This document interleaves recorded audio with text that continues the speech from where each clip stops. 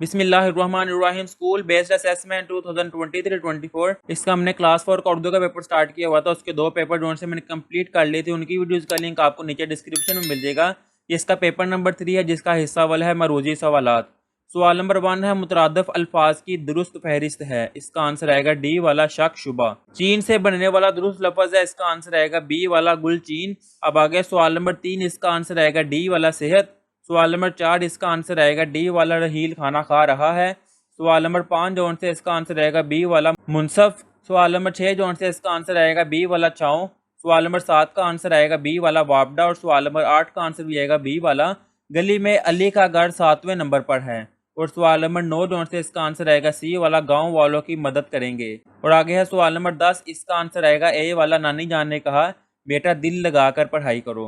ये था इसका हिस्सा अव्वल। अब आगे है हिस्सा 2 इंशाइया सवालात। इसका सवाल नंबर 11 है, डाक खाने के मुतालिक 5 जुमले तहरीर करें। ये लिखा हुआ है सवाल नंबर 11 का आंसर 5 जुमले जो हैं यहाँ से आएगा। डाक खाना ऐसी जगह है जहाँ से खत एक इलाके से दूसरे इलाके में भेजे जाते हैं। अंग्रेजी जुबान में इसे पोस्ट ऑफिस कहते हैं। डाक खाने के बाहर एक सुर्ख रंग का डिब्बा लगा होता है। खत भेजने का काम डाकिया करता है। डाकिया खाकी रंग की वर्दी पहनता है। खत पर टिकट भी लगाया जाता है। यहाँ तक आएगा इसका आंसर। अब आगे इसका क्वेश्चन नंबर 12 जो कि है फीस माफ़ी के लिए अपने हेडमास्टर साहब या हेडमिस्टर साहब के नाम दरख्वास्त लिखनी है।